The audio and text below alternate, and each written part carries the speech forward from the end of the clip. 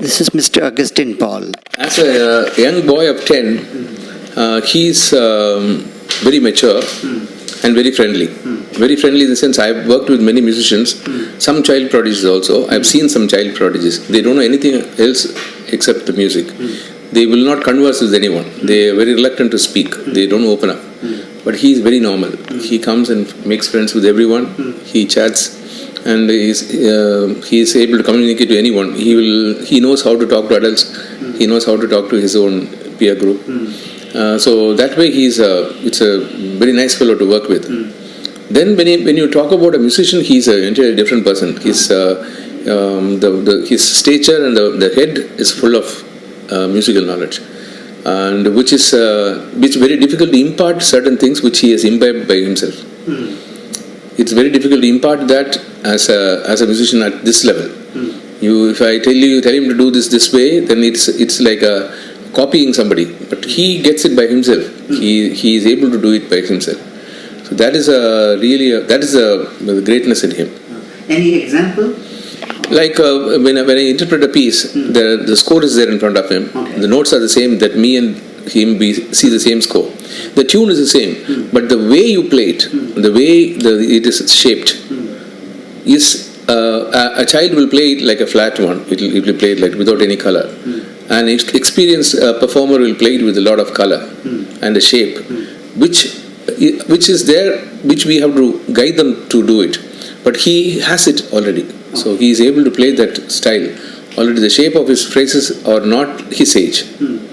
It is much above his age. The way he interprets a piece is much higher than a child of 10 can do. Which is not taught, which is imbibed. That's what I would say. That he gets it just by watching? Watching, or he is able to feel it. The feeling is natural. It's not anything that I am teaching him. He gets it naturally. So that's how. The recent achievement is he's completed his grade 8 theory, singing a piano, which is an examining board from London which comes and does it for Trinity College. Usually girls and boys in college, they achieve that. But now he's done it, and he's done it with aplomb. He's got 94%, which is a really great achievement for a boy of 10. But he's got a way of decoding the pieces, large pieces, huge pieces, with all its complexity. By listening to it, he is able to play it back, which is something amazing, because he's got perfect pitch. So when he hears it, he knows which note is he playing on the piano. One note is okay, but he is able to recollect a group of notes, which is an amazing talent. So he uses that, he was using that completely only that, to decode pieces, and he was able to decode big concert pieces which everyone else in the world plays in concerts. Those pieces he was able to decode from sound. So he's working with many teachers here. So one of them is me, with whom he's working on. So I explained to the parents that I am going to work on this line, to make him relate to the score also, so that there is a little more of perfection in it. Over the last 6 months we have achieved that. He is able to look at the score and play also. But his ears are very, very strong. So anything that he hears, he can repeat. You were talking that his rhythm sense is good.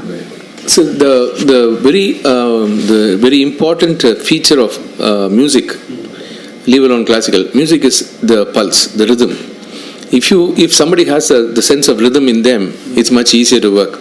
If they don't have it at all, it's very difficult to work. But in Western classical music, the rhythm is not very much explained. It is implied. It is not beaten. It is felt. He is able to play intricate sections in the music which are complicated because of the rhythm. For that, I think his exposure to Indian percussion, he plays the mridangam, he plays the drums, that has really given him a great strength in his rhythm, so that you can feel it on the piano. After all, the piano is also a percussion instrument. It is a stringed percussion, so you can feel that he is able to use the same rhythmic ideas that he gets without any hesitation, which is very rare for children to get so early in life. Because some of those adults also have problems in decoding that. For instance, playing that fantasy impromptu with the right hand playing in 4 and left hand playing in a triplet, the polyrhythm is very confusing for many. It takes months for somebody to master it. But he just goes through it as if it's nobody's business. Without being taught, he gets it like that. So his rhythm is something exemplary. And maybe his exposure to the Indian percussion and playing drums and all that is adding to it. So he is a very decisive rhythm he has got. He is applying it very much in the piano. In India, we do not have symphony orchestras to play a concerto with, or for any other city except in Bombay we have one. And those, the Indian Symphony Orchestra, they prefer to play with the artists from outside the country than with the artists inside the country. So what happens is, when anybody wants to play a piano concerto, they do not have an orchestra to play with. So I had a -1 track of an orchestra of Haydn's concerto. So I tempted him to go and get the score ready so that he can play with the orchestra. So he got the score ready in 2 weeks' time, reading the score, not by ear, but he read the score and he was ready. Then we played with the -1 track and he was bang on. And there were passages of 16 bars where the piano plays alone and the orchestra enters.